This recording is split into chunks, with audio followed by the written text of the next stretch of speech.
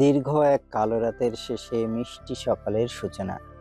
বাতাসে ভেসে বেড়াচ্ছে বিয়ে বিয়ে সুবাস।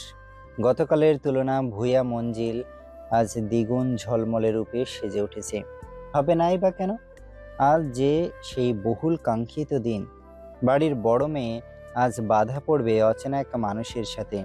বদলে যাবে পরিচয়, নতুন একটা পরিবার হবে তার। সবশেষে বিদায় নেবে চিরপরিচিত এই বাড়ি থেকে। পর হয়ে যাবে আপন, আর আপন হয়ে যাবে পর। দুনিয়ার এই অদ্ভুত নীতির বেড়াজালে অসহায় হয়ে পড়ে বাবা মা। তাই তো পুরো বাড়ি জুড়ে খুশির আমেজ ছড়িয়ে পড়লেও হাসি নেই কনক চাপা বেগম আর জামাল সাহেবের মুখে। মেয়েকে চিরদিনের জন্য বিদায় দিতে হবে আজ। ব্যথাটা কি আর একটু আধটু? সকালে তুবাদের ছাদ বাগান থেকে তাজা গোলাপ নিতে ছাদে এসেছে রিমি। মৌমিতার খোপায় গোলাপ ফুল দিয়ে সাজানো হবে। রিমি গোলাপ গাছগুলো থেকে বেছে বেছে মোট 4টে গোলাপ ছিঁড়ে নিল। একটা মৌমিতার জন্য, একটা ওর নিজের জন্য, এবং একটা রিয়ার জন্য, এবং 4 নাম্বারটা তুবার জন্য। যদিও সকাল থেকে তুবার কোনো হদিশ নেই। পুরো বাড়ি খুঁজে বের করতে হবে দুরন্ত মেয়েটাকে। ভাবতে ভাবতে ফুলগুলো সব হাতে সাজিয়ে নিল রিমি। আঙুলে গুনে গুনে হিসাব মিলিয়ে যেই না রিমি পিছন ঘুরেছে, সঙ্গে সঙ্গে শক্তপোক্ত বুকের ধাক্কায় 2 কদম পিছিয়ে গেল মেয়েটা। মাথা তুলে তাকাতেই দেখতে পেল নীরব প্যান্টের পকেটে 2 হাত গুজে শটান হয়ে দাঁড়িয়ে আছে। এই সাত সকালে নীরবকে দেখে মেজাজটাই বিগড়ে গেল রিমির। দাঁতে দাঁত চেপে কিড়মিড় করে বলল, ওই, তোর সমস্যা কি রে? চোখে দেখিস না হুটহাট এমন ভূতের মতো উদয় হস থেকে? আমার সাথে সম্পর্ক স্বাভাবিক কবে করবি রিমি? রিমির প্রশ্নকে সম্পূর্ণ উপেক্ষা করে নিজের মতো করে প্রশ্ন ছুড়ল নীরব। রিমি এতে বেজায় বিরক্ত হলো। কণ্ঠে একরাশ বিরক্তি ঢেলে বলল, এভাবে পিছনে কেন পড়ে আছিস বলতো? আমার থেকে ক্ষমা পেতে এত কেন মরিয়া হয়ে উঠেছিস? Because I love you damn it. ভীষণ ভালোবাসি তোকে। তোর ঘৃণা নিয়ে আমি বাঁচতে পারছি না রিমি। আমি তিলে তিলে মরে যাচ্ছি। আকস্মিক 2 কদম এগিয়ে এসে রিমির বাহু ধরে ঝাঁকিয়ে কথাগুলো বলল নীরব। আচমকা নীরবের এহেন কথা শুনে থমকে গেল রিমি। কথা বলার ভাষা হারিয়ে স্তব্ধ হয়ে গেল। নীরবের রাগী মুখশ্রীর দিকে হতবাক নয়নে তাকিয়ে রইল। নীরব ফুঁসে উঠে ফের বলতে লাগলো, সেই স্কুল লাইফ থেকে ভালোবেসে আসছি তোকে। আকার ইঙ্গিতে কতভাবে বুঝিয়েছি, কিন্তু তুই সবসময় আমাকে উপেক্ষা করে গেছিস। বুঝেও না বোঝার ভান করেছিস। আমাকে এত কেন পোড়াচ্ছিস বলতো? আমার ভালোবাসাটা খাঁটি বলে? অন্য ছেলেদের মতো প্লে বয় নই তাই? এত কিসের অবহেলে বল? শেষের কথাটা ধমকের সাথে বলল নীরব। হতবাক রিমি কি জবাব দেবে বুঝে উঠতে পারল না। শুধু অবাক চোখে তাকিয়ে রইল। নীরব যে ওর সাথে আগ বাড়িয়ে মিশতে আসে সেটা রিমি দেখেছে, কিন্তু ওকে ভালোবাসে সে কথা রিমি ঘুণাক্ষরেও টের পায়নি। নাকি পেয়েছে, শুধু পাত্তা দেয়নি? এদিকে কথা বলতে বলতে গলা ধরে এসেছে নীরবের। পুরুষ মানুষ বিধায় মন খুলে কাঁদতে পারছে না, আবার প্রিয় মানুষের অবহেলাও মেনে নিতে পারছে না। সব মিলিয়ে একটা অদৃশ্য হাত ছেলেটার গলা চেপে ধরে রেখেছে। টিনেজ বয়সের আবেগ খুবই মারাত্মক। এই সময় আবেগের উপর নিয়ন্ত্রণ টানা কঠিন। এই যেমন নীরবও পারছে। আবেগগুলো বারে বারে হৃদয় উগড়ে বেরিয়ে আসতে চাইছে। শেষে নীরব কণ্ঠে জোর দিয়ে ধরা গলায় বলল, তোর প্রেমে আমি পাগল হয়ে গেছি রিমি। নিজেকেই নিজে হারিয়ে ফেলেছি। তার ওপর তুই আমাকে যেভাবে পোড়াচ্ছিস, একদিন দেখবি তোর দহন সইতে না পেরে প্রাণ পাখিটা উড়াল দিয়ে শূন্যে মিলিয়ে গেছে। সেদিন আর তোর হাতে কিচ্ছু থাকবে না রিমি। শুধু আফসোস ব্যতীত তোর প্রাপ্তির খাতা হবে শূন্য। সময় থাকতে বুঝতে শেখ, হারিয়ে গেলে আর কোনো দিন ফিরে পাবি না। একদমে কথাগুলো বলেই লম্বা লম্বা কদম ফেলে ছাদ থেকে চলে গেল নীরব। মলিন চেহারাটা দুনিয়া থেকে লুকানোর প্রচেষ্টা চালালো। পুরুষ মানুষের চোখে কান্না বেমানান। কেউ দেখে ফেললে ওকে যে কাপুরুষ ভাববে। পুরুষেরা আবার কাঁদে নাকি? ধুর। গুটি গুটি পায়ে কাঙ্ক্ষিত লগ্নে এসে হাজির হলো। সকল জল্পনা কল্পনা এক পাশে ফেলে মৌমিতা এবং রাতুলের বিয়ের কার্য সম্পন্ন হলো। বাড়ির কর্তারা সবাই অতিথি আপ্যায়নে ব্যস্ত। সেই সাথে বাড়ির দুই ছেলে ব্যস্ত বোনের বিদায়ের বন্দোবস্ততে। সারাদিন কাজের চাপে একদ্বন্দ্ব বসার ফুসরত পায়নি কৌশিক। কাজের অত্যাধিক চাপে নাজেহাল দেহ, ব্যস্ততার মাঝেই চাতক পাখির মতো খুঁজে চলেছে তুবাকে। কিন্তু হায়, আজ সারাদিন মেয়েটার এক ঝলক দেখাও পায়নি কৌশিক। গতকাল রাতে কনকচাপা বেগমের হুঁশিয়ারি মনে খানিকটা ভয় ধরিয়ে দিয়েছে কৌশিকের। চোখ দুটো ব্যাকুল হয়ে আছে প্রাণপ্রিয়াকে এক নজর দেখার জন্য, কিন্তু মেয়েটা আজ সামনেই আসছে না, যেন অদৃশ্য হয়ে বাতাসের সাথে মিশে বেড়াচ্ছে। ভাবতে ভাবতে ফোঁস করে নিঃশ্বাস ছাড়ল কৌশিক। না, এভাবে আর পারা যাচ্ছে না। মৌমিতার বিদায়ের পর আগামীকালই বাড়িতে নিজের আর তুবার বিয়ের কথা জানিয়ে দেবে কৌশিক। এই লুকোচুরির সম্পর্ক বয়ে নিয়ে যাওয়া বড্ড কঠিন হয়ে যাচ্ছে। অবাধ্য মনটাও আজকাল বেহায়ের মতো আচরণ করে। বারে বারে মেয়েটাকে কাছে পেতে মন চায়, হুটহাট বুক কেঁপে ওঠে। অবচেতন মন হারিয়ে ফেলার চিন্তায় তটস্থ হয়ে থাকে। চঞ্চল মেয়েটাকে বুকের ভেতরে লুকিয়ে রাখতে ইচ্ছে করে। কৌশিকের ভাবনার মাঝে সেখানে আগমন ঘটল রিয়ার। পরনের লেহেঙ্গা দুই হাতে উঁচু করে সিঁড়ির দিকে যাচ্ছিল। ঠিক এমন সময় কৌশিক ক্লান্ত কণ্ঠে ডেকে উঠল। রিয়া শোন। রিয়ার সঙ্গে সঙ্গে দাঁড়িয়ে গেল, খানিকটা এগিয়ে এসে বলল, কিছু লাগবে ভাইয়া? হ্যাঁ, এক গ্লাস পানি লাগবে। তোমাকে পানি নিয়ে আমার ঘরে আসতে বল। রিয়া হ্যাঁ সূচক মাথা নেড়ে সিঁড়ি মাড়িয়ে দোতলায় চলে গেল। কৌশিকও লম্বা লম্বা কদম ফেলে চলে গেল নিজের ঘরে। পানি খাওয়ার বাহানায় তুবাকে এক ঝলক দেখার উদ্দেশ্যে চুপচাপ বসে রইল বিছানায়। তবে কৌশিককে হতাশ করে দিয়ে মিনিট পাঁচেক পর পানির গ্লাস হাতে কনকচাপা বেগম হাজির হলেন। পানির গ্লাস হাতে তুবার পরিবর্তে নিজের মাকে দেখে ফোঁস করে নিঃশ্বাস ছাড়ল কৌশিক। হতাশ সুরে বলল, তুমি কেন কষ্ট করতে গেলে মা?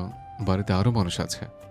কনকচাপা বেগম কোনো জবাব দিলেন না, বরং কৌশিকের কথা সম্পূর্ণ উপেক্ষা করে নিজ উদ্যোগে বললেন, তাড়াতাড়ি নিচে আয়, মৌমিতার চলে যাওয়ার সময় হয়ে গেছে। কৌশিক আর কথা বাড়ানোর সুযোগ পেল না। কনকচাপা বেগম সঙ্গে সঙ্গে নিচে চলে গেলেন। নিরুপায় হয়ে হতাশার নিঃশ্বাস ছাড়ল কৌশিক। অগত্যায় আবারও পা বাড়ালো বিয়ের স্টেজের দিকে। হাসি খুশি বাড়িটাতে মুহূর্তেই শোকের ছায়া নামলো যেন। পরিবারের চাপা কান্না আহাজারিতে ভারী হয়ে উঠল পরিবেশ। সারাদিন শেষে এইমাত্র তুবার দেখা মিলল এবার। মৌমিতাকে রাতুল তখন গাড়িতে ওঠাচ্ছিল। ঠিক সেই মুহূর্তে কোথা থেকে যেন ছুটে এলো তুবা। অদৃশ্য এক ঝড়ের বেগে আশ্রে পড়ল মৌমিতার বুকে। সেকেন্ডের ব্যবধানে বাঁধ ভাঙা কান্নায় ভেঙে পড়ল মেয়েটা। সে কি করুণ তার কান্নার চাপা আর্তনাদ। মৌমিতা সবেমাত্র চোখের পানি মুছে নিজেকে স্বাভাবিক করেছিল। ঠিক এমন সময় তুবাকে এমন করুণ সুরে কাঁদতে দেখে আবারও চোখ দুটো ভিজে উঠল। মৌমিতা তুবার মাথায় আদুরে হাত বুলিয়ে দিয়ে বলল, কাঁদিস না বোন, আমি তো আবার আসবো, কালকেই তো চলে আসবো আবার। তুমি যেও না আপু, আগে সব ঠিক করে দাও, না হলে আমি মরেই যাব। পাগলের মতো মাথা ঝাঁকাতে ঝাঁকাতে বলল তুবা। বিনিময়ে মৌমিতা ব্যথাতুর হাসল। বুক থেকে টেনে তুবার মুখটা তুলে দুই হাতে আগলে ধরল। বোঝানোর ভঙ্গিতে বলল, সব তো ঠিকই আছে। না, কিচ্ছু ঠিক নেই, সব এলোমেলো হচ্ছে। আমাকে বাঁচাও আপু, আমি মরে যাব। বিশ্বাস করো, আমি মরে যাব, আজই মরে যাব। আমাকে আর খুঁজে পাবে না।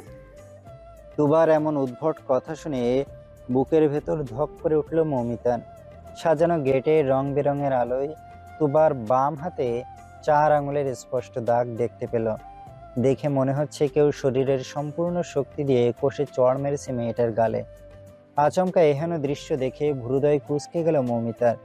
কৌতূহল নিয়ে কিছু বলবে তার আগেই সেখানে উপস্থিত হলেন ময়না বেগম। মেয়েটার হাতটা টেনে ধরে মৌমিতার থেকে ছাড়িয়ে নিলেন। মেকি হেসে বললেন, আর রাত করিস না মৌ, কাল আমরা সকাল সকাল তোর শ্বশুর বাড়ি চলে যাব। ময়না বেগমের উপস্থিতি সবকিছু ঘেঁটে দিল যেন। কথা আগানোর আর সুযোগ পেল না মৌমিতা। এক পলক তাকালো তুবার দিকে, কেমন অসহায়ের মতো ছলছল চোখে তাকিয়ে আছে। ওর চোখ দুটো যেন কিছু বলতে চাইছে, তবে ময়না বেগমের উপস্থিতি মেয়েটার জবানে লাগাম টেনেছে। কথা বলার উপায় না পেয়ে বাড়িতে বসে পড়ল মৌমিতা। যেটাই হোক, কাল তো সে আবার এ বাড়ি আসছেই, তখন না হয় দেখে নেবে বিষয়টা। রাত তখন খুব বেশি হয়নি, এই বড়জোর 10টা। আত্মীয় স্বজন বাড়ি থেকে বিদায় নিয়েছে বেশ কিছুক্ষণ আগে। আপাতত ভূয়া মঞ্জিল নিস্তব্ধ, কোলাহলবিহীন। সারাদিনের ব্যস্ততা শেষে বাড়ির 3 কর্তা মাত্রই বসার ঘরের সোফায় গা এলিয়ে দিয়েছেন। এমন সময় লুৎফর সাহেব আগ বাড়িয়ে কথা তুললেন। এবার কি করবে ভাইয়া? বড় হিসেবে যেটা করা আমার কর্তব্য সেটাই করব। ভদ্রলোকের রাশভারী কণ্ঠে থেমে গেলেন লুৎফর সাহেব। আর চোখে একবার তাকালেন নিজের ছোট ভাইয়ের দিকে। তাহিদ সাহেব অপর পাশের সোফায় মাথা নিচু করে বসেছিলেন, চোখ মুখ জুড়ে ছড়িয়ে আছে লজ্জার আভাস। ঠিক তেমন জামাল সাহেবের চেহারাও ভীষণ অপ্রস্তুত। পরিস্থিতি স্বাভাবিক করতে তিনি ফের বলে উঠলেন, একবার ছেলে মেয়ের সাথে কথা বলে বিষয়টা হ্যান্ডেল করলে ভালো হতো না? দুজনেই তো ছোট, ভুল করে ফেলেছে। একদম প্রশ্রয় দেবে না ওদের, অন্তত এই বিষয়ে তো কোনো প্রশ্রয় নয়। আকস্মিক গর্জে উঠলেন জামাল সাহেব। রাগে চোখ মুখ লাল হয়ে গেছে ভদ্রলোকের। বড় ভাইয়ের এমন তর্জন গর্জনে কথা বলার ভাষা হারিয়ে ফেললেন লুৎফর সাহেব। ঠিক এমন সময় সেখানে ক্লান্ত শরীরে উপস্থিত হলো কৌশিক। বাড়ির আবহাওয়া না বুঝেই তাহিদ সাহেবের পাশে ধপ করে বসে পড়ল। ক্লান্ত দেহটা সোফায় ছেড়ে দিয়ে পুরো বাড়িতে একবার নজর বোলালো, কিন্তু আশ্চর্য, এখনো পর্যন্ত তুবার দেখা নেই। ছেলের উপস্থিতি এক প্রকার উপেক্ষা করেই জামাল সাহেব বললেন, হ্যালো লুৎফর, পরশুনাদের আসতে বল। কথাবার্তা সব যত তাড়াতাড়ি সম্ভব সারতে চাই, আমি আর কোনো দেরি করব না। আচমকা বাবার কণ্ঠ শুনে হৃদয় কুঁচকে গেল কৌশিকের। এই মুহূর্তে বাড়িতে ঠিক কি নিয়ে কথা হচ্ছে সে বুঝতে পারছে না। কৌতূহল দমাতে না পেরে কৌশিক প্রশ্ন করেই বসলো, কি বিষয়ে কথা হচ্ছে? তোমার বিয়ের বিষয়ে খুব ভালো একটা সম্বন্ধ এসেছে, ভাবছি খুব তাড়াতাড়ি তোমার বিয়েটা দিয়ে দেব। জামাল সাহেবের জবাব শুনে সহসায় চমকে উঠল কৌশিক। হৃৎপিণ্ডটা আচমকাই কেঁপে উঠল যেন। বুকের ভেতরে কিছু একটা সজোরে কামড়ে ধরল। কৌশিক গলা উঁচিয়ে চিৎকার করে বলল, হোয়াট? বিয়ে মানে? কিসের বিয়ে? এ আবার কি নতুন নাটক? কোনো নাটক নয়, বাড়ির বড় কর্তা হিসেবে সুপাত্রে নিজের কন্যা দান করা আমার দায়িত্ব। আমি নিজের দায়িত্ব পালন করছি। কৌশিক থমকালো, চেহারায় যেন অমাবস্যার আধার নামলো। ওর আর বুঝতে বাকি নেই কাহিনী কি। বাড়ির সবাই নিশ্চয় ওদের সম্পর্কের বিষয়ে জেনে গেছে, আর সেজন্যই এমন অদ্ভুত বিহেভ করছে। কৌশিক রক্ত লাল চোখে তাকালো নিজের মায়ের দিকে, যিনি এই মুহূর্তে ডাইনিং টেবিলে খাবার সাজাচ্ছেন। কাজের ফাঁকে ফাঁকে আর চোখে এদিকটাও পর্যবেক্ষণ করছেন। পরিবারের সদস্যদের এমন গা ছাড়া ভাব দেখে রাগের ওপর নিয়ন্ত্রণ হারালো কৌশিক। মৃদু গর্জন তুলে বলল, কোনো বিয়ে হবে না। তোমার বিয়ে তো কোনো মতেই না, অন্তত আমি বেঁচে থাকতে হতে দেব না। কেন দেবে না? ছেলে ভালো, তোমার জন্য একদম যোগ্য একজন পাত্র। আর তোমার ছেলে কোন দিক থেকে অযোগ্য বাবা? তুমি ওর বড় ভাই, এটাই তোমার অযোগ্যতা। চাচাতো ভাই, বাক্যটা সম্পূর্ণ করো। বাপ ছেলের তর্ক বিতর্কে ভারী হয়ে উঠল বসার ঘরের পরিবেশ। একটা চাপা গুমোট ভাব ছড়িয়ে পড়ল ঘরের আনাচে কানাচে। বাড়ির প্রতিটি সদস্য হতভম্ব নজরে তাকিয়ে দেখে গেল শুধু। জামাল সাহেব বসা থেকে উঠে দাঁড়িয়ে পড়লেন তৎক্ষণাৎ। ছেলের দিকে আঙুল তাক করে শাসিয়ে বললেন, অসভ্যতামের সব সীমা ছাড়িয়ে গেছো তুমি। এখন কিনা বাবার মুখে মুখে তর্ক করছো। সরি বাবা, কিন্তু তুমি আমার সামনে দ্বিতীয় কোনো রাস্তা খোলা রাখোনি। তোমরা আমাদের চোখের সামনে আমারই বউকে অন্য কারোর হাতে তুলে দেবে, সেটাকে আমি মেনে নেব? কখনোই না, কোনোদিন মানব না। বরং আগুন লাগিয়ে দেবো এই বাড়িতে, সবকিছু জ্বালিয়ে পুড়িয়ে ছাই করে দেব। কথাগুলো শেষ হতেই আচমকা জোরে সোরে থাপ্পড় পড়ল কৌশিকের গালে। থাপ্পড় খেয়ে চোখ খিচে বন্ধ করে নিল কৌশিক, তবে জায়গা থেকে এক চুলও নড়ল না। বাড়ির সকলে হতবাক। এদিকে একটা থাপ্পড়েও রাগ কমেনি জামাল সাহেবের। তিনি ফের গলা ছেড়ে চিৎকার করে উঠলেন, কোন সাহস ওকে নিজের বউ দাবি করো তুমি? এত সাহস কে দিল তোমাকে? আজ থেকে 1.5 বছর আগে বিয়ে করে নিয়েছে ওকে, তাহলে বউ দাবি করলে ক্ষতি কি? আমি মানি না এই বিয়ে। এইসব ঠুনকো সম্পর্ক আমাকে একদম দেখাতে আসবে না। বাপ মা পরিবারের থেকে লুকিয়ে চোরের মতো বিয়ে করেছো। এটাকে চুরি করা বলে, বিয়ে বলে না। তুমি না মানলে এটাই সত্যি বাবা। এই ঠুনকো সত্যির কোনো অস্তিত্ব নেই কৌশিক। কৌশিক ধৈর্যের সীমা হারিয়ে ফেলল, চিৎকার করে বলে উঠল, আমার ভালোবাসার অস্তিত্ব নিয়ে প্রশ্ন করার অধিকার আমি কাউকে দিইনি। ভালোবেসেছে, বিয়েও করেছে, পুরোটাই দুজনে মর্জিত হয়েছে। এটুকু বলেই ঘুরে তাকালো কৌশিক। সিঁড়ির কাছে কাচুমাচু কহে দাঁড়িয়ে থাকা রিয়াকে উদ্দেশ্য করে বলল, তোপাকে ডাকতো রিয়া, আজ কথা সামনাসামনি হোক। ওর সম্মতিবিহীন ওর বিয়ে কিভাবে ঠিক করা হয় সেটার বিচার করা হোক। তবে রিয়া সেখান থেকে এক চুলও নড়ল না, বরং অপরাধীর ন্যায় মাথা নিচু করে দাঁড়িয়ে রইল। রিয়াকে পুতুলের মতো দাঁড়িয়ে থাকতে দেখে কৌশিক ধমকে উঠল, কি রে, যা ডেকে আনোকে। তোমার বাড়িতে নেই। আকস্মিক জামাল সাহেবের থমথমে আওয়াজে কৌশিকের মাথায় বজ্রপাত ঘটল যেন। চমকে পিছনে ফিরে নিজের বাবার দিকে চাইল। বুকটা কেঁপে উঠল কৌশিকের। তুবা বাড়িতে নেই মানে? কোথায় গেছে? কেন গেছে? তবে কি এই ঝামেলার জের ধরে তুবাকে বাড়ি থেকে সরিয়ে দিয়েছে সবাই, দূরে পাঠিয়ে দিয়েছে কৌশিকের থেকে? ভাবতেই বুকের ভেতর মোচড়ে উঠল কৌশিকের, দম বন্ধ হয়ে এলো। একটা অদৃশ্য হাত যেন ছেলেটার গলা চেপে ধরল। শ্বাসকষ্ট রোগীর মতো জোরে জোরে শ্বাস টানতে টানতে বলল, বাড়িতে নেই মানে? কোথায় পাঠিয়ে দিয়েছো ওকে? সেটা তোমাকে বলতে আমি আগ্রহী নই। ব্যাস। কৌশিকের ধরে রাখা ধৈর্যের লাগাম এবার পুরোপুরি বাঁধন হারা হলো। সামনে রাখা ছোট ছোট কাচের টি টেবিলে সজোরে লাথি মারল কৌশিক। মুহূর্তেই টেবিলটা উল্টে পড়ে ভেঙে খান খান হয়ে ছড়িয়ে পড়ল পায়ের নিচে। কাচের কিছু টুকরো ছিটকে এসে গেঁথে গেল কৌশিকের পায়ে। গলগলিয়ে রক্ত ঝরতে শুরু করলো পা থেকে। সেদিকে ভ্রুক্ষেপ না করে কৌশিক গর্জন তুলে বলল, আমার তোপাকে চাই বাবা, যে কোনো মূল্যে চাই। আর যদি ওকে আমি না পাই, আই সোয়ার সব কিছু ধ্বংস করে দেবো আমি। কিচ্ছু বাঁচবে না আমার ক্রোধ থেকে, তোমরাও না। গর্জন তুলে কথাগুলো বলেই হন হন করে বেরিয়ে গেল বাড়ি থেকে। নিশুতি রাত, সুবিশাল আকাশের বুক চিরে উঁকে দিচ্ছে এক ফালি চাঁদ। জ্যোৎস্নার উজ্জ্বল আলোয় ঝলমল করছে চারিধার। প্রকৃতি আজ বেজায় শান্ত। একটা গাছের পাতা পর্যন্ত নড়ছে না, যেন পুরো ধরণী জুড়ে ছড়িয়ে পড়ছে গুমোট ভাব।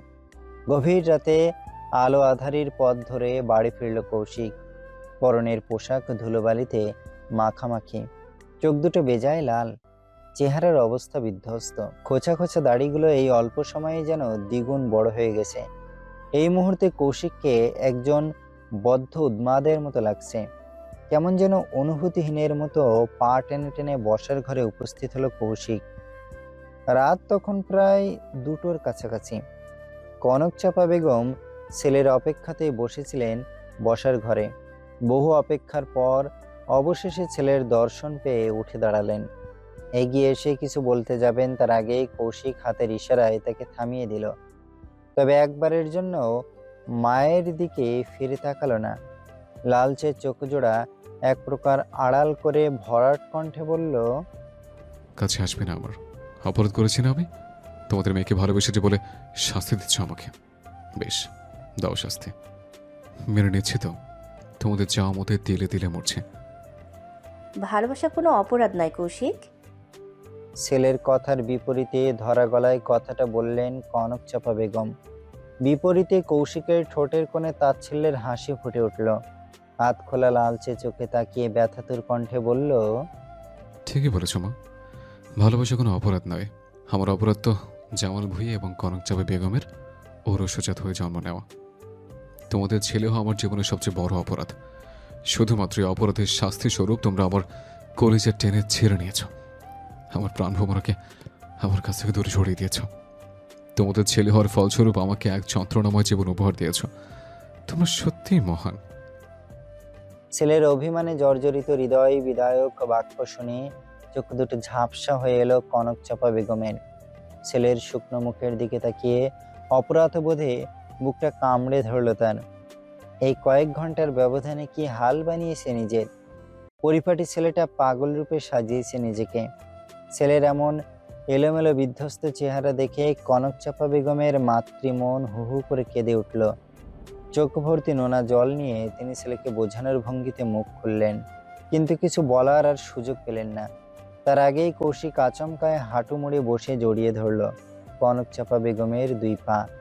কাতর কণ্ঠে কাকুতি মিনতি করে বলল, ও মা, এত নিষ্ঠুর কেন হচ্ছে মা?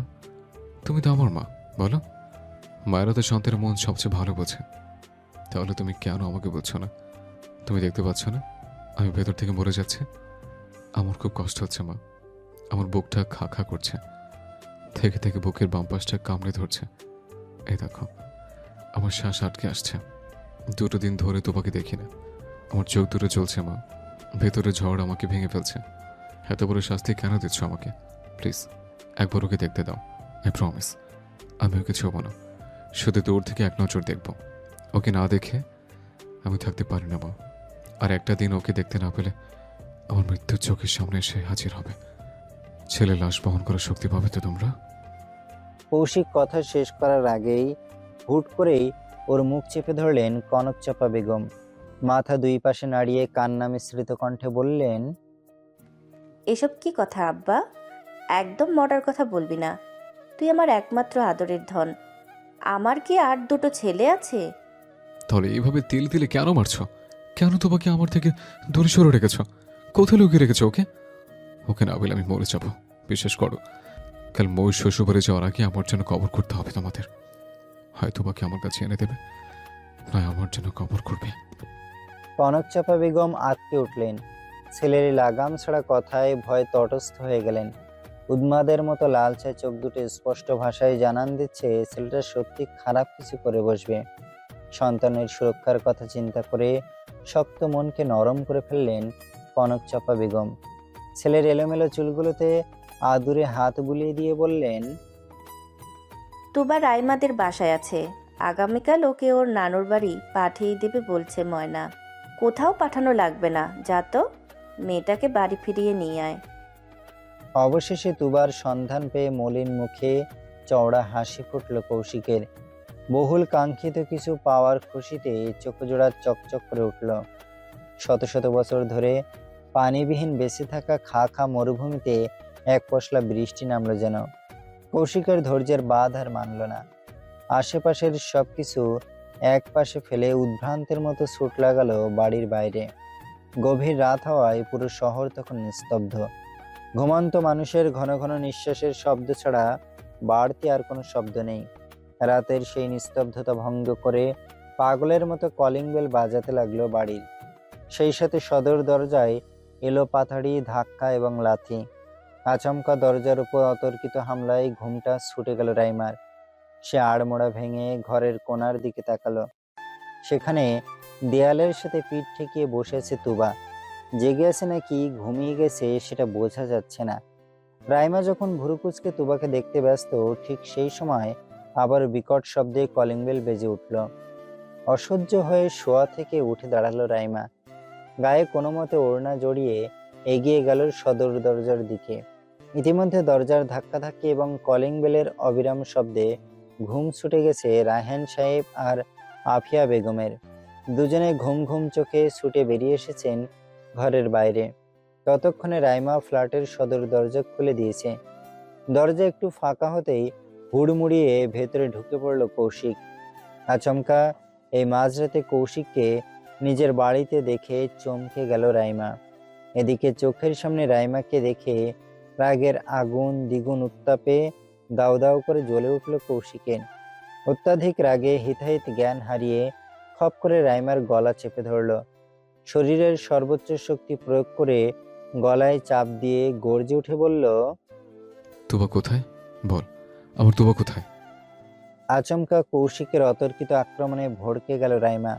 কি করবে না করবে কোনো দিশা খুঁজে পেল না। চোখের সামনে মেয়ের উপর আক্রমণ হতে দেখে হক চকিয়ে গেলেন রায়হান সাহেব এবং আফিয়া বেগম। দুজন ছুটে এসে মেয়ের থেকে কৌশিককে ছাড়াতে ছাড়াতে বললেন, কি করছো কৌশিক? ছাড়ো ওকে, তোমার বোন রাইমার ঘরেই আছে। ব্যাস, কৌশিকের অশান্ত মস্তিষ্ক শান্ত করতে এটুকু যথেষ্ট ছিল। তোবার খোঁজ পেতেই রাইমাকে ধাক্কা দিয়ে ফেলে ছুটে চলে গেল রাইমার ঘরে। ঠাস করে দরজাটা বন্ধ করে দিয়ে কাতর কণ্ঠে ডাকলো। তুবা, আচমকা পরিচিত কণ্ঠস্বর শুনতেই চমকে মাথা তুলে তাকালো তুবা। ফোলা ফোলা চোখ দুটো মেলে সামনে দৃষ্টিপাত করলো। চোখের সামনে চিরপরিচিত মুখটা দেখে ঠোঁট ভেঙে কেঁদে ফেলল তুবা। তড়িৎ গতিতে বসা থেকে উঠে দাঁড়িয়ে ছুটে এসে ঝাঁপিয়ে পড়ল কৌশিকের বুকে। কৌশিক শক্ত করে আগলে নিল নিজের সাথে। দুই হাতে তুবার মুখটা আগলে ধরে পাগলের মতো চুমু খেতে লাগলো। মুখের 1 সেন্টিমিটার জায়গাও বাদ রাখলো না তার ঠোঁটের ছোঁয়া বসাতে। পুরো মুখ জুড়ে এলোপাথাড়ি চুমু দিয়ে কাতর কণ্ঠে বলল, এত স্বার্থপর তুই কবে থেকে হয়ে গেলে চান? আমার থেকে দূরে আসতে তোর বুক কাঁপলো না? সরি। কৌশিকের গলা শক্ত করে জড়িয়ে ধরে ফুঁপিয়ে উঠল তুবা। এতে কৌশিকের মন গলল না, বরং অভিমানের পাল্লা আরো তরতর করে বেড়ে গেল। কোন সাহসে মেয়েটা এখানে এসে চুপটি করে পড়ে আছে? ওর কি একবারও মনে হলো না কৌশিক ওকে না দেখলে এলোমেলো হয়ে যাবে, দম বন্ধ হয়ে যে কোনো মুহূর্তে মৃত্যুকে বরণ করে নেবে? তাহলে এই দুঃসাহস কিভাবে দেখালো মেয়েটা? কৌশিকের অভিমান বাড়ল। তুবার মুখটা টেনে নিজের গলা থেকে সরালো। 2 হাতের ছোট্ট মুখটা চেপে ধরে অসহায় ভঙ্গিতে বলল, এত কেন চালাস আমাকে বলতে চান? এত কেন পড়াস? বারে লোকজন বললো আর তুই আমার থেকে দূরে সরে আসলে। একবারও ভাবলি না আমার কি হবে? আমি কিভাবে বাঁচবো? তোকে ছেড়ে বাঁচতে পারবো আমি? তুই বিনা আমার যে মরণ নিশ্চিত। তুবা আঁতকে উঠল। স্বহস্তে চেপে ধরল কৌশিকের মুখ। ছলছল চোখজোড়া কৌশিকের কাতর চোখে নিবদ্ধ করে বলল, আমি ইচ্ছে করে এখানে আসিনি। তাহলে মা জোর করে এখানে পাঠিয়ে দিয়েছে। নানুর বাড়ি থেকে বিয়ে দিয়ে দিবে বলেছে। আমি অনেক বুঝিয়েছি, কিন্তু শোনেনি আমার কথা। তো একবার আমার কাছে আসতে, আমাকে বলতে, আমি সব কিছু সামলে নিতাম। এভাবে আমার চোখের আড়াল কেন হলে যান? যদি দমটকে মরে যেতাম, তুই ছাড়া তো আমার বাঁচার উপায় নেই। কথাগুলো বলতে বলতে আচমকা তুবার গালের দিকে নজর পড়ল কৌশিকের। ফর্সা গালে 4 আঙুলের দাগ স্পষ্ট ফুটে উঠেছে। সময়ের ব্যবধানে লালচে দাগগুলো কালচে রং ধারণ করেছে। দেখে স্পষ্ট বোঝা যাচ্ছে এটা থাপ্পড়ের দাগ। তুবাকে কেউ কষে থাপ্পড় মেরেছে। কথাটা কিছুতেই হজম করতে পারল না কৌশিক। দমিয়ে রাখার আগের আগুন আকস্মিক দাও দাও করে জ্বলে উঠল। সবার আগে মাথায় আসলো রাইমার নাম। তুবাকে ওর ইচ্ছার বিরুদ্ধে জোরপূর্বক এখানে এনে আটকে রাখা হয়েছে। তাহলে কি প্রতিশোধ নিতে রাইমা ওকে থাপ্পড় মেরেছে? কথাগুলো মাথায় আসতেই রাগের ওপর সম্পূর্ণ নিয়ন্ত্রণ হারিয়ে বসলো কৌশিক। একটানে দরজা খুলে গটগট পায়ে ঘরের বাইরে বেরিয়ে গেল। বসার ঘরে তখনও রাইমা এবং ওর বাবা মা ছিল। সবাইকে উপেক্ষা করে কৌশিক সোজা গিয়ে রাইমার সামনে দাঁড়ালো। কেউ কিছু বুঝে ওঠার আগেই বিকট শব্দে শক্ত হাতের থাপ্পড় পড়ল রাইমার গালে। আচমকা জোরে সোরে থাপ্পড় খেয়ে টালমাটাল হয়ে নিচে পড়ে গেল রাইমা। কৌশিকের ক্রোধ আজ সীমা ছাড়িয়ে গেছে। অত্যাধিক রাগে চোখ দুটো জ্বলে উঠেছে। কৌশিক পাগলের মতো এদিক সেদিক তাকিয়ে কিছু খুঁজল। খাওয়ার টেবিলে ফল কাটার ছুরি দেখে তড়িৎ গতিতে ছুরিটা হাতে তুলে নিল। ভয়ানক সুরে গর্জন তুলে বলল, ইউ ব্লাডি বিচ! তোর সাহস কি করে হলো আমার করেছে হাতিয়ার? রাইমা ঘাবড়ে গেল। আতঙ্কিত কণ্ঠে বলল, কি করেছি আমি? কিছুই তো করিনি। বোকা ভাবিস আমাকে? আমি কিছু বুঝি না? আমার সংসারে তুই শুরু থেকে অশান্তি করছিস। ব্যাস, অনেক হয়েছে। তোর বেঁচে থাকার কোনো অধিকার নেই। তোকে মেরে যদি আমাকে জেলে যেতে হয় আমি তাতেও রাজি। দাঁতে দাঁত চেপে কথাগুলো বলেই রাইমাকে আক্রমণ করতে উদ্যত হলো কৌশিক। সঙ্গে সঙ্গে তুবা খপ করে ধরে নিল ছুরিটা। শান্ত পরিবেশটা মুহূর্তেই অশান্ত রূপ ধারণ করলো। এদিকে নিজের একমাত্র মেয়ের উপর একের পর এক হামলা দিশেহারা হয়ে পড়লেন রায়হান সাহেব। কৌশিকের ভয়ানক তর্জন গর্জন শুনে ভয়ে এগোনোরও সাহস পাচ্ছেন না। কোনো উপায় না পেয়ে তাড়াহুড়ো করে ফোন লাগালেন জামাল সাহেবের নাম্বারে। একবার মাত্র রিং বেজেছে। ঠিক সেই মুহূর্তে আফিয়া বেগম 2 হাতে কান চেপে ধরে চিৎকার করে উঠলেন, রক্ত! আকস্মিক তার চিৎকারে চমকে উঠল উপস্থিত সবাই। কৌশিক এতক্ষণে খেয়াল করলো তুবা ছুরিটার অগ্রভাগ ডান হাতে চেপে ধরেছে, যার দরুন হাতের তালুর দিকটা কেটে চুয়ে চুয়ে রক্ত ঝরছে। হঠাৎ হাত থেকে গলগলিয়ে তরল রক্ত গড়তে দেখে ভড়কে গেল তুবা। চোখ দুটো বড় বড় হয়ে গেল, মস্তিষ্ক ফাঁকা হয়ে এলো, থরথরিয়ে পুরো শরীর কেঁপে উঠল। চোখের সামনে অমানিসার ঘোর কালো আধার নামলো। মুহূর্তেই চোখ দুটো মুদে এলো, চেতনা হারিয়ে দেহের ভার ছেড়ে দিল শূন্যে। সঙ্গে সঙ্গে প্রশস্ত দুই হাতে তুবাকে আগলে নিল কৌশিক। তুবার জ্ঞানহীন নিথর দেহখানা পড়ে রইল পেশিবহুল দুই হাতে। ফোলা ফোলা মুখটা এবার রক্তশূন্য দেখাচ্ছে। তুবার জ্ঞানহীন মুখের দিকে তাকিয়ে চমকে উঠল কৌশিক। বুকের ভেতরটা আচমকায় মুচড়ে উঠল, ভয়ের হৃৎপিণ্ড কেঁপে উঠল। কৌশিক সঙ্গে সঙ্গে হাতের ছুরিটা ছুঁড়ে ফেলে দিল দূরে। এক হাতে তুবাকে নিজের সাথে মিশিয়ে নিয়ে অন্য হাতে আলতো করে তুবার গাল চেপে ধরল। মৃদু ধাক্কা দিয়ে বিচলিত কণ্ঠে ডাকলো, জান, হে জান, কি হলো তোর? চোখ খোল, কথা বলছিস না কেন? তুবা, আমার ভয় করছে, একবার আমার দিকে দেখা প্লিজ। তুবা তাকালো না, কোনো জবাবও দিল না। জড়বস্তুর ন্যায় নেতিয়ে রইল প্রশস্ত বাহুতে। কৌশিক এই পর্যায়ে দিশেহারা হয়ে পড়ল। বুকের ভেতর কিছু একটা সজোরে কামড়ে ধরলো যেন। প্রিয় মানুষের জ্ঞানহীন দেহ ছেলেটাকে পাগল প্রায় বানিয়ে ছাড়ল। হারানোর ভয়টা আরো একবার কৌশিকের বুকে তীরের ফলার মতো বিঁধল। কি করবে না করবে ভাবতে ভাবতে তুবাকে পাজা কোলে তুলে এলোমেলো পায়ে ছুট লাগালো হসপিটালের পথে। সময়টা তখন সবে ভোর রাত। চারদিকে আবসা আলো আধারের দুর্দান্ত লড়াই। রাতের অন্ধকারকে পরাজিত করে সবেমাত্র ভোরের আলো ফুটতে শুরু করেছে। তবে সময়টা ভোর রাত হলেও হসপিটালের চারিদিক উজ্জ্বল আলোয় আলোকিত। আনাচে কানাচে কৃত্রিম লাইটের দরুন দিন রাতের পার্থক্য বোঝা দেয়। হসপিটালের ছোট্ট একটা বেডে নিস্তেজ হয়ে শুয়ে আছে তুবা। এখনো জ্ঞান ফেরেনি মেয়েটার। ওর পাশেই ছোট্ট একটা টুল টেনে বসে আছে কৌশিক। তুবার ব্যান্ডেজে মোড়ানো আহত হাতটা শক্ত করে চেপে ধরে কাতর নয়নে তাকিয়ে আছে জ্ঞানহীন মুখের দিকে। চঞ্চল মেয়েটার এমন চুপ হয়ে যাওয়া কিছুতেই মেনে নিতে পারছে না কৌশিক। অপরাধ বোধে বুক কামড়ে ধরছে, হাঁসফাঁস লাগছে ভেতরে। কৌশিক কাঁপা কাঁপা হাতটা আলতো করে তুবার মাথায় রাখলো। মাথাটা সামান্য ঝুঁকিয়ে ফিসফিস করে ডাকলো, হে জান, উঠবি না? এত লম্বা সময় ধরে কেউ ঘুমায়? তুই জানিস না, তোর কথা আমি সবচেয়ে বেশি পছন্দ করি।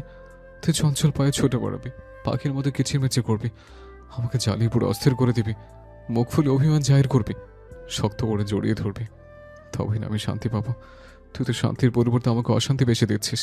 কি চাইছিস? আমি তো আমার কি মরে যাই? খুশি হবি তখন? কাতর স্বরে বড়ই আশা নিয়ে প্রশ্ন করলো কৌশিক। তবে তাকে নিরাশ করে দিয়ে তুবা চুপটি করে পড়ে রইল সেভাবেই। ঠিক সেই মুহূর্তে সেখানে উপস্থিত হলো মৌমিতা আর রাতুল। পরপর পরিবারের সবাই উপস্থিত হলো। খবর পাওয়া মাত্রই সবাই হন্তদন্ত হয়ে ছুটে চলে এসেছে। রাতুল ছুট লাগালো ডাক্তারের চেম্বারে। তুবার বিষয়ে সে নিজে ডাক্তারের সাথে আলোচনা করবে। অপরদিকে পরিবারের বাকি সদস্য জড়ো হলো তুবার চারিদিকে। কৌশিককে তুবার হাত ধরে বসে থাকতে দেখে খেকিয়ে উঠলেন জামাল সাহেব। এই ছেলে, তুমি আর হাত ধরেছো কেন? হাত ছাড়ো ওর, অসভ্য কোথাকার। সম্ভব নয় বাবা। বিপরীতে অকপটে জবাব দিল কৌশিক। তুবার হাতটা তো ছাড়লই না, উল্টো আরো একটু শক্ত করে চেপে ধরল। জামাল সাহেবের রাগ বাড়ল। একেই তো ছেলে পরিবারের সবার থেকে লুকিয়ে বিয়ে নামক সাংঘাতিক কাজটা করে বসে আছে, তার উপর এতগুলো মানুষের সামনে হাত ধরে বসে থাকা ভালো দেখায় কি? তাহিদ সাহেব আর ময়না বেগম কি ভাববেন? রাগে হিস হিস করতে করতে কিছু বলতে গিয়েও থেমে গেলেন তিনি, কারণ সেই মুহূর্তে কক্ষে প্রবেশ করলেন ডাক্তার। তিনি রাতুলের সাথে কথা বলতে বলতে এসেছেন। দুজনার প্রফেশন একই হওয়ায় রাতুলের সাথে ডাক্তারের আগে থেকেই চেনা জানা আছে হয়তো। তিনি তুবাকে একবার চেক করে রাতুলের হাতে দায়িত্ব তুলে দিয়ে চলে গেলেন। সকলের উৎসুক চাহনি তখন রাতুলের দিকে স্থির। বিষয়টা বুঝতে পেরে ছোট্ট করে দম নিল রাতুল। মুচকি হেসে বলল, আরে রিল্যাক্স, সবার চোখ মুখের এমন হাল কেন? তুবার মেডি ব্লাড ফোবিয়া আছে, তাই রক্ত দেখে অজ্ঞান হয়ে গেছে। আর রাতুলের সান্ত্বনা বাণী শুনে লম্বা করে স্বস্তির নিঃশ্বাস ছাড়ল সকলে। তবে পরপরই পুরো পরিবারের নিঃশ্বাস একসাথে আটকে গেল। কথার মাঝে একটু দম নিয়ে রাতুল ফের বলে উঠল, আর তুবা প্রেগনেন্ট। ব্যাস, পরিবারের মাথা হ্যাং করে দিতে এই একটা বাক্যই যথেষ্ট ছিল। একসাথে সবার মাথায় বড়সড় একটা বাজ পড়ল যেন। পুরো পরিবারের হতভম্ব নজর একসাথে পড়ল কৌশিকের ওপর। কৌশিক ভড়কে গেল, থতমত খেয়ে এক পলক তাকালো সবার দিকে। নজর ঘুরাতে গিয়ে নিজের বাবার সাথে দৃষ্টি মিলতেই অস্বস্তিতে চোখ সরিয়ে নিল। কৌশিক নিজেও চিন্তিত, ব্যাপারটা কি হলো? সে তো যথেষ্ট সতর্ক ছিল, তাহলে এই ঘটনা ঘটলো কিভাবে? এমন আওলা ঝাওলা চিন্তার চূড়ান্ত পর্যায়ে যেতেই জামাল সাহেব গর্জে উঠলেন। ছেলের দিকে তর্জনী তাক করে শাসিয়ে বললেন, অসভ্য পেয়াদ ভিতর তোমার সাহস কি করে হলো এমন একটা ঘটনা ঘটানোর? আমারই নাকে ডগা দিয়ে আমারই মান সম্মান ধুলোয় মিশিয়ে দিলে তুমি। ভদ্রলোক আর কিছু বলতে পারলেন না। রাতুল তাকে থামিয়ে দিয়ে বলল, বাবা, হসপিটালে চেঁচামেচি করা নিষেধ, আমরা না হয় বাড়ি গিয়ে কথা বলি। রাতুলের এই কথার প্রেক্ষিতে জামাল সাহেব আর কথা বাড়ানোর সুযোগ পেলেন না। ভদ্রলোক লজ্জায় মাথার নিচে করে তৎক্ষণাৎ জায়গা থেকে প্রস্থান নিলেন। একে একে সবাই তার পিছু নিল। রাতুল ডাক্তারের সাথে কথা বলে তুবাকে বাড়িতে নিয়ে যাওয়ার অনুমতি নিয়েছে। একে একে সবাই চলে যেতেই তুবাকে সন্তর্পণে কোলে তুলে নিল কৌশিক। ছোট্ট করে দম নিয়ে বাড়ির পথে পা বাড়ালো। আজ বাড়িতে পাক্কা একটা ঝড় হবে। ভোরের লগ্ন পেরিয়ে এখন ধরণী জুড়ে আলো ছড়িয়ে পড়েছে। সময়টা এখন সকাল 6টার কাছাকাছি। খুব বেশি বেলা হয়নি, আবার ভোরও নয়। তুবাকে নিয়ে সবাই বাড়ি ফিরেছে কিছুক্ষণ আগে। মেয়েটা এখনো ঘুমিয়েছে বিধায় কৌশিক ওকে ঘরে শুইয়ে দিয়ে এসেছে। পাহারাদার হিসেবে রেখে এসেছে রিয়াকে, যাতে তুবা জেগে উঠলেও নিচে না আসতে পারে। পরিবারের সকল প্রশ্নের সম্মুখীন কৌশিক একা হবে। সব ঝড়ঝাপটা সে একা সামাল দেবে। তুবার গায়ে আসন্ন ঝড়ের বাতাসটাও লাগতে না দেওয়ার সর্বোচ্চ প্রচেষ্টা ছেলেটার। তুবার নিরাপত্তা নিশ্চিত করে নিচে নামতেই শুরু হয়ে গেল জামাল সাহেবের রাগ ঝাড়া। এতক্ষণ ধরে ভদ্রলোক রাগে ফুঁসছিলেন। আপন ছেলের দ্বারা এত বড় সাংঘাতিক কাজ তিনি কিছুতেই মেনে নিতে পারছেন না। ছোট ভাইটার সামনে মুখ দেখানোর জো রাখেনি ছেলেটা। রাগে ফুঁসতে ফুঁসতে তিনি আকস্মিক গর্জে উঠলেন, এই ছেলে, এই তুমি এত বড় কাণ্ড ঘটালে কোন সাহসে? সাহসটা তোমাদের মেয়েই দিয়েছে। বাবার প্রশ্নের বিপরীতে অকপটে জবাব দিল কৌশিক। জামাল সাহেবের রাগ এবার মাত্রা ছাড়ালো। তিনি ধপ করে বসা থেকে উঠে দাঁড়িয়ে চেঁচিয়ে বললেন, অন্যায় করে আবার মুখে মুখে তর্ক করছো? এই শিক্ষা তোমাকে আমি দিয়েছি। আমি কোনো অন্যায় করিনি বাবা। তো কি এমন মহান কাজ করেছো? পরিবারের মুখে ঝুনকালি মেখে চুরি করে নিজের বোনকে বিয়ে করে নিয়েছো। চাচাতে বোন বাবা, ভুলভাল তথ্য ছড়াবে না। ছেলের বেহায়াপনা দেখে আশ্চর্য হলেন জামাল সাহেব। ছেলেটা তার ছোট থেকেই বেপরোয়া, একরক্ষা জেদি, কিন্তু বেয়াদব তো কোনো কালে ছিল না। তিনি আশ্চর্য ভঙ্গিতে বললেন, বাহ, এখন বেয়াদবি করতেও শিখে গেছো। আমার সন্তান এত বেয়াদব হলো কি করে? এটা কি সত্যি আমার ছেলে? তোমার ছেলে হিসেবে তো জানি, বাকিটা মা ভালো বলতে পারে। তর্ক বিতর্কের এই পর্যায়ে নিজের দিকের তীরটা ঠাস করে মায়ের দিকে ঘুরিয়ে দিল কৌশিক। আচমকা স্বামী সন্তানের দৃষ্টি নিজের দিকে পড়তেই ভড়কে গেলেন কনকচাপা বেগম। জামাল সাহেব এক পলক নিজের স্ত্রীর দিকে তাকিয়ে সঙ্গে সঙ্গে চোখ সরিয়ে নিলেন। চোয়াল জোড়া শক্ত করে কাট কাট কণ্ঠে জবাব দিলেন, এই বিয়ে মানি না, কিছুতেই মানব না। পরিবারের অগোচরে বিয়ে কোনো সমাজ স্বীকৃতি দেবে না। এই বিয়েতে আমার মত নেই, তাছাড়া তোমার বাবা মায়েরও মত নেই। তোমার মানা না মানায় কি আদৌ কিছু হবে বাবা? অবশ্যই হবে। আচ্ছা, কি হবে শুনি? ডিভোর্স করাবো আমি তোমাদের। তোমার জন্য আমি ভালো একটা ছেলে পছন্দ করে রেখেছি। তোমার থেকে পিছু ছাড়াতে আমি সেখানে তোমার বিয়ে দেব। আচমকা কৌশিকের রাগের পারদ তরতর করে বিপদসীমা ছাড়িয়ে গেল। তুবার থেকে কৌশিকের বিচ্ছেদ কথাটা মস্তিষ্কে গিয়ে সজোরে আঘাত করল যেন।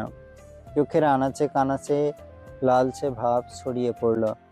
অত্যাধিক রাগে কৌশিক গর্জে উঠে বলল, চেষ্টা করেই দেখো, যে ছেলে আমার কলিজা থেকে হাত বাড়ানোর কথা চিন্তাও করবে, আই সোয়ার তাকে জানে মেরে ফেলবো। আচমকা ছেলের এমন রূপ পরিবর্তন দেখে থমকে গেলেন জামাল সাহেব।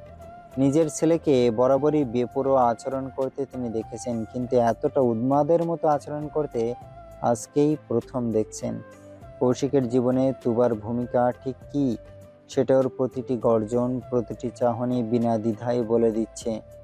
ছেলের এমন পাগলপ্রায় অবস্থা দেখে কথা বলার ভাষা হারিয়ে ফেললেন জামাল সাহেব। পাশ থেকে মৌমিতা নিজের বাবার কাঁধে হাত রেখে বলল, জেদ ছাড়ো না বাবা, আর রেগে থেকে কি লাভ? যা হওয়ার তা তো হয়েই গেছে। মানলাম ওরা পরিবারকে না জানিয়ে একা একা সিদ্ধান্ত নিয়ে ভুল করেছে, তাই বলে কি ওরা ক্ষমা পাবে না? কিসের ক্ষমা? তোমার ভাই তো আর অবুঝ নয়, যথেষ্ট বুঝমান। একটা ছেলে ও জেনে শুনে এই নিষিদ্ধ সম্পর্কে জড়িয়েছে। আমার পরিবারের আপনজনের মধ্যে সম্পর্ক করা নিষেধ। ও সেটা জেনেও এই নিষিদ্ধ প্রণয়ে নিজেকে জড়িয়েছে, সাথে আমার ভোলাওয়ালা মেয়েটাকেও ফাঁসিয়েছে। আমি নিশ্চিত এই অসভ্য ছেলেই উল্টাপাল্টা পোজ দিয়ে আমার মেয়েটার মাথা নষ্ট করেছে। কৌশিকের বিদ্রোহী মন এই পর্যায়ে তেজি সুরে বিরোধিতা করতে চাইল। চিৎকার করে বলতে ইচ্ছে হলো,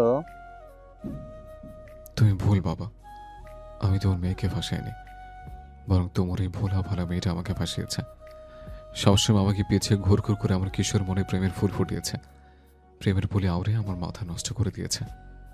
সবশেষে একটা প্রাণঘাতী চুমু দিয়ে আমাকে সর্বস্ব লুটে নিয়েছে। আমার আবিকে নিজের প্রেমের কাছে বন্দি করে ফেলেছে, এতটাই শক্তভাবে বন্দি করেছে যে আমি আর সেখান থেকে নিস্তার পাচ্ছি না। এই দেখো, তোমার মেয়ের বিরহ আমি পাগল হয়ে যাচ্ছে, নিজেকে নিজে হারিয়ে ফেলেছে, মৃত্যুর যন্ত্রণা সানন্দে আলিঙ্গন করছে, শুধুমাত্র ওর মুখে হাসি ফোটানোর নেশা। দেখতে পাচ্ছ তোমার মেয়ে আমার কি হাল করে দিয়েছে, তবুও তুমি আমাকে দোষারোপ করছো। স্বার্থপর বাবা একটা। কৌশিকের ভেতরের সত্তা মনে মনে চিৎকার করে উঠল, কিন্তু গলা দিয়ে কোনো আওয়াজ বের করলো না। পাছে যদি সব দোষ তুবার ঘাড়ে চলে যায়, সবাই যদি তুবাকে চেপে ধরে, তখন প্রিয় মানুষটাকে এই পুলিশি জেরা থেকে বাঁচাতে চুপচাপ নিজের ঘাড়ে দোষগুণ টেনে নিল কৌশিক। নিজের ভাইয়ের দিকে অসহায় চোখে এক পলক তাকালো মৌমিতা। এরপর ফের নিজের বাবাকে বোঝানোর ভঙ্গিতে বলল, ক্ষমা করে দাও না বাবা, প্লিজ। একবার বাচ্চাটা ভাবো, আমাদের বংশের ভবিষ্যৎ উত্তরসূরি আসতে চলেছে, তোমার নাতি নাতনি আসতে চলেছে বাবা।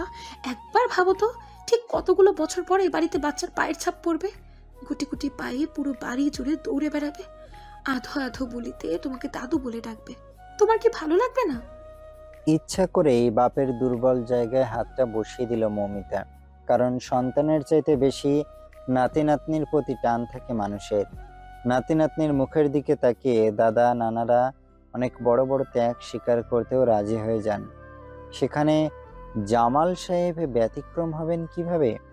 এই যেমন মৌমিতার মুখে নিজের নাতি নাতনির বর্ণনা শুনে তার আকাশ সমান রাগের আগুনে ঝপঝপিয়ে পানি পড়ল যেন। মুহূর্তেই শান্ত নদীর মতো নিশ্চুপ হয়ে গেলেন তিনি। মন দুয়ারে আশ্রে পড়ল কিছু মিষ্টি কল্পনা। তার নাতি অথবা নাতনি আসবে, দাদুর কাঁধে চড়ে পুরো দুনিয়া ঘুরে বেড়াবে। জামাল সাহেব বাইরে থেকে বাড়ি ফিরলে দৌড়ে এসে দাদুর কোলে ঝাঁপিয়ে পড়বে, গলা জড়িয়ে ধরে আধো আধো বুলিতে আবদারের ঝুলি খুলে বসবে।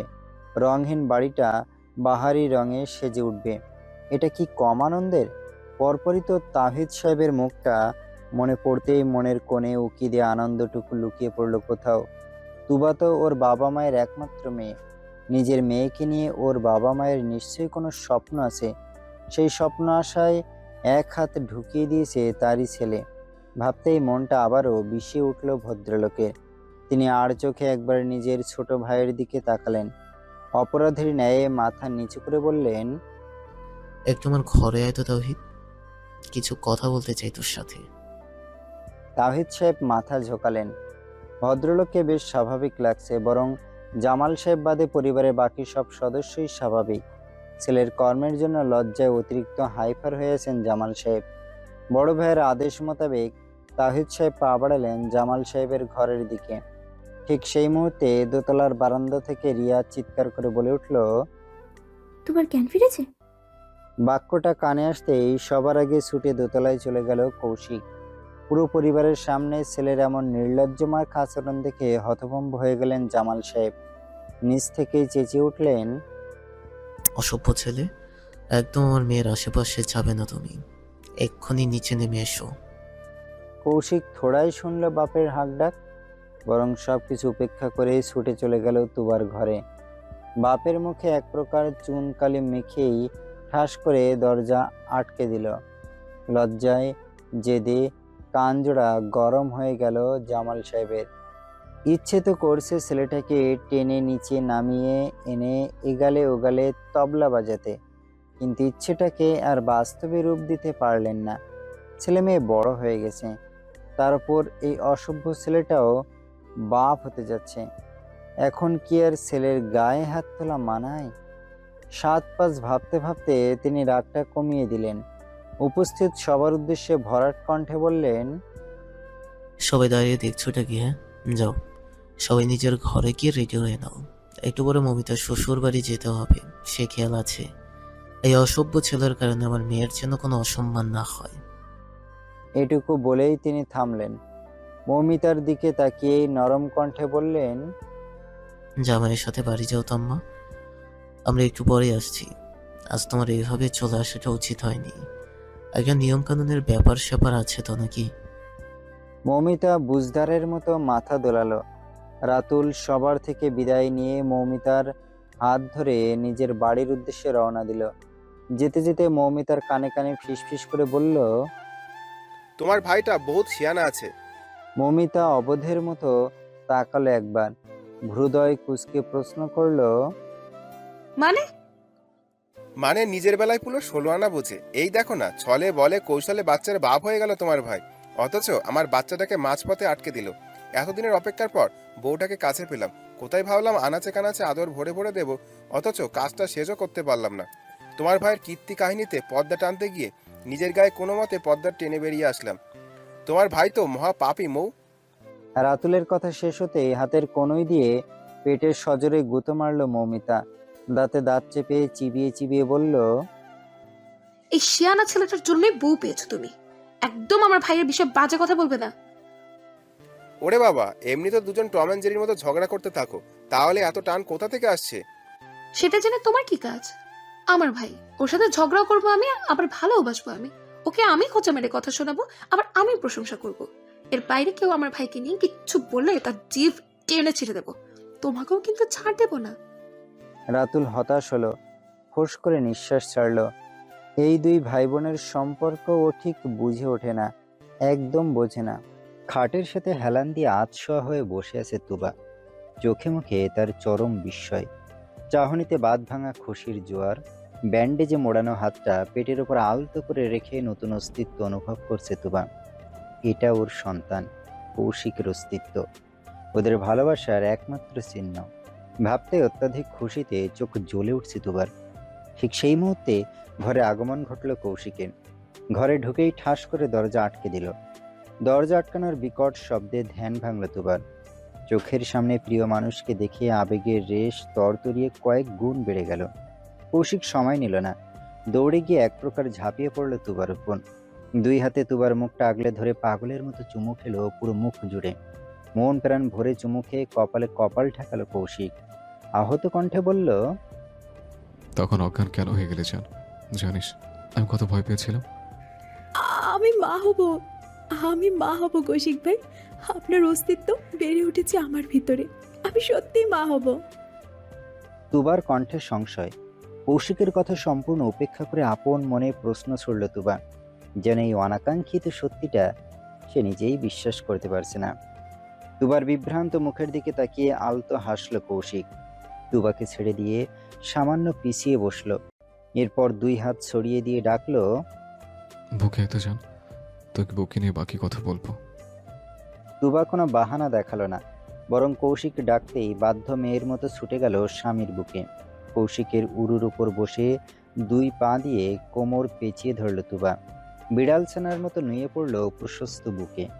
কৌশিক 2 হাতে আগলে নিল তুবাকে, মাথায় আলতো করে হাত বুলিয়ে দিয়ে বলল, তুই ঠিক আছিস জান? এই একটা বাক্যের মধ্যে লুকিয়েছিল এক আকাশ সমান ভালোবাসা, এক পৃথিবীর দুশ্চিন্তা, প্রিয় মানুষের স্বাস্থ্য নিরাপত্তা নিয়ে হাজারো ব্যাকুলতা। কৌশিকের এই ছোট ছোট কেয়ারগুলো তুবাকে বড্ড বেশি আপ্লুত করে। শীতলতায় বুক ভরে ওঠে। ভাবতে ভাবতে ঠোঁট ছড়িয়ে হাসল তুবা। এক আঙুলে কৌশিকের লোমশ বুকে আঁকিবুকি করতে করতে বলল, আমি প্রেগনেন্ট, অসুস্থ নই, এক্ষুনি এত চিন্তা? তোর জন্য চিন্তা আমার আজন্মকালে যান। এখন তো আরও একজন সদস্য বাড়ল, এবার থেকে একসাথে দুজনে চিন্তা করতে হবে। তুবা কোনো জবাব দিল না, চুপটি করে পড়ে রইল প্রশস্ত বুকে। কয়েক সেকেন্ড সময় কাটলো পিনপত নীরবতায়।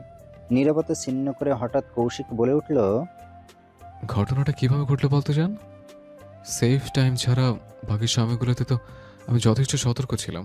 তাহলে এমন আবেগঘন মুহূর্তে কৌশিকের এহেন প্রশ্ন শুনে ভড়কে গেল তুবা। আবেগ অনুভূতি সব ভেঙে গুড় করে ছড়িয়ে পড়ল।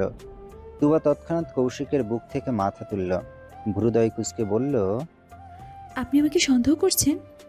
তাও বা সন্দেহ কোথায় করলাম? এত সতর্ক থাকার বড় ঘটনাটা কিভাবে ঘটলো শুধুমাত্র এটুকু জানতে চাইলাম। তো ঘটবে না? প্রোটেকশন ছাড়া আদর করতে আসলে ঘটনা তো ঘটবে। কতবার বলেছি এ কথা, শুনেছেন? কৌশিক জিভে কামড় দিল। ভুলটা যে নিজের ছিল সেটা বুঝতে পেরে নত হলো। হাত দিয়ে পিছন দিকের মাথা চুলকে বলল, ইয়ে না মানে ওই আর কি। তুবা রেগে গেল। ধাম করে একটা কিল বসিয়ে দিল কৌশিকের বুকে। কৌশিক ব্যথা পাওয়ার ভঙ্গিতে বুকে হাত রেখে বলল, উফ জান, পেইন। কৌশিকের চোখ মুখের ব্যথাতুর অভিব্যক্তি দেখে চমকে উঠল তুবা। তড়িঘড়ি করে বুকের কাছের শার্টের অংশ টেনে টেনে সরাতে লাগলো, অর্থাৎ কি দেখবে আসলেই ব্যথা লেগেছে কিনা। কিন্তু দেখার আর সুযোগ পেল না। সঙ্গে সঙ্গে তুবার ব্যস্ত হাত দুটো খপ করে ধরে নিল কৌশিক। তুবার ব্যান্ডেজ করা হাতটা টেনে সামনে এনে আলতো করে চুমু খেলো। এই পর্যায়ে থেমে গেল তুবা। একদম শান্ত নদীর মতো চুপটি করে বসে রইল। কৌশিক নরম সুরে প্রশ্ন করলো, ব্যথা কি বেশি করছে জান? তুবা ডানে বামে মাথা নেড়ে না বোঝালো। কৌশিকের চোখে মুখে অপরাধবোধ ফুটে উঠল। তখন তুবা জ্ঞান হারানোর পর থেকেই এই অপরাধবোধ পিষে দিচ্ছে কৌশিকের মন। সবকিছুর জন্য ওর নিজেকে দায়ী মনে হচ্ছে। একরাশ অপরাধবোধ নিয়ে কৌশিক আহত কণ্ঠে বলল, আম সরি জান। আপনি সরি বলছেন কেন? এই যে আমার দ্বারা তুই আহত হলে, ইচ্ছায় হোক বা অনিচ্ছায়, কিন্তু এর দায়ভার তো আমার। বলতে বলতে তুবার ব্যান্ডেজ করা হাতের দিকে ইশারা করলো কৌশিক। তুবা বুঝতে পারলো ছেলেটার অপরাধবোধের কারণ। খানিকটা এগিয়ে এসে কৌশিকের গলা জড়িয়ে ধরল তুবা।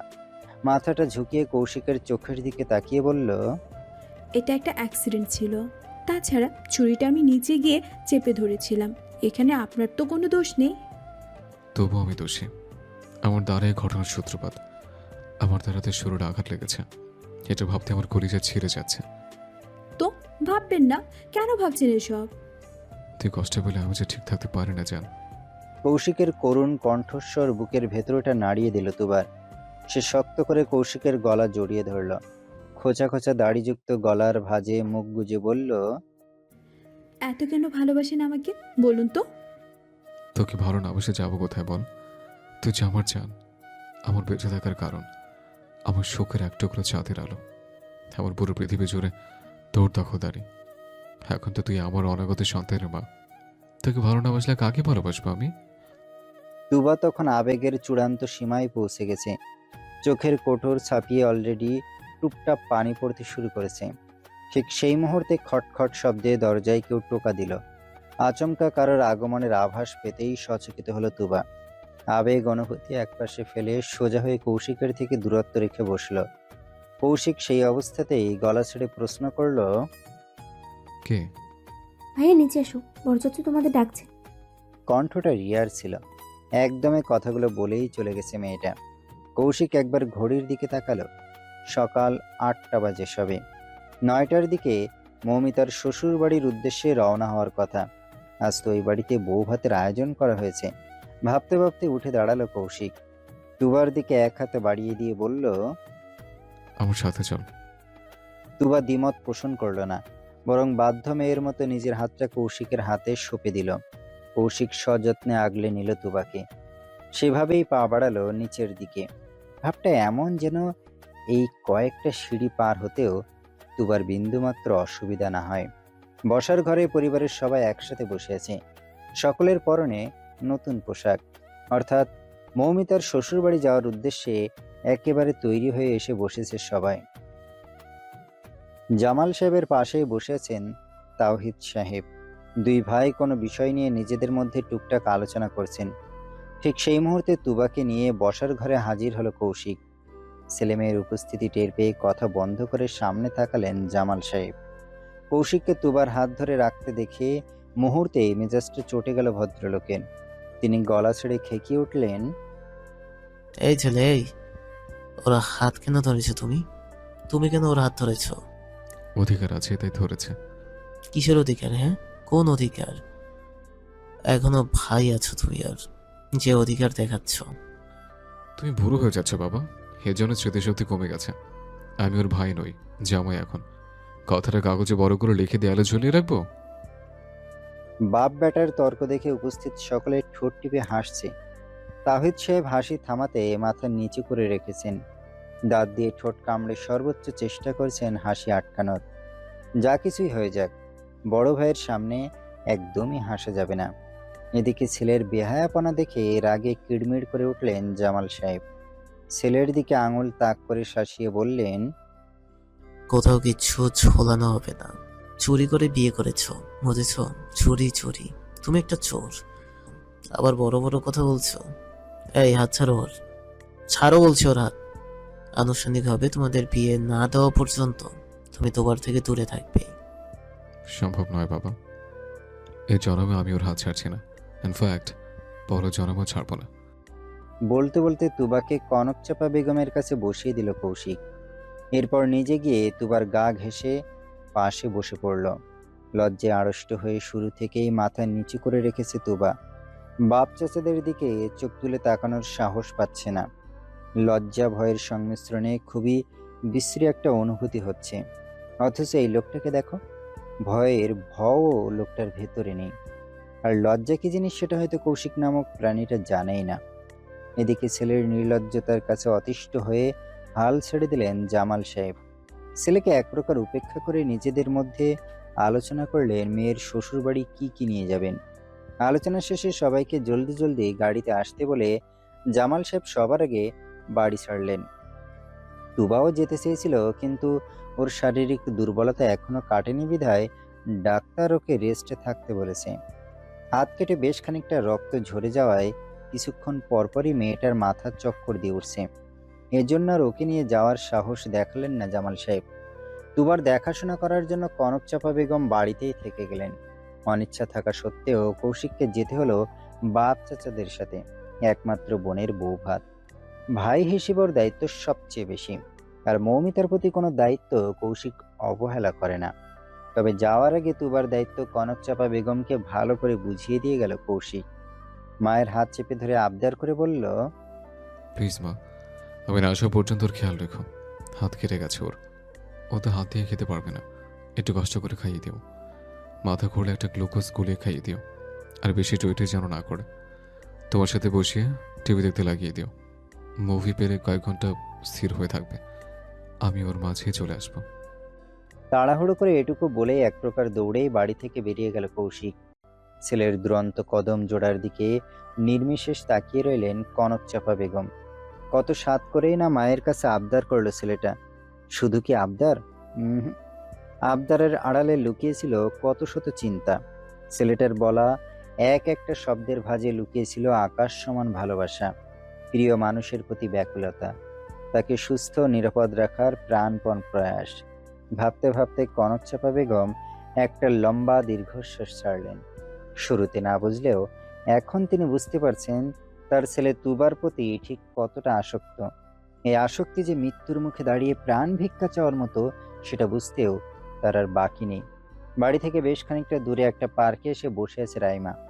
চেহারাটা বেজায় উদাসীন, দুই চোখে টলমলে অশ্রু। কৌশিকের সাথে তুবার প্রেম ঘটিত সম্পর্ক আছে, সেটা রাইমা জানতো। এরপর হঠাৎ করে ওদের গোপন বিয়ের কথাও জেনে যায়। তবুও রাইমা হাল ছাড়েনি।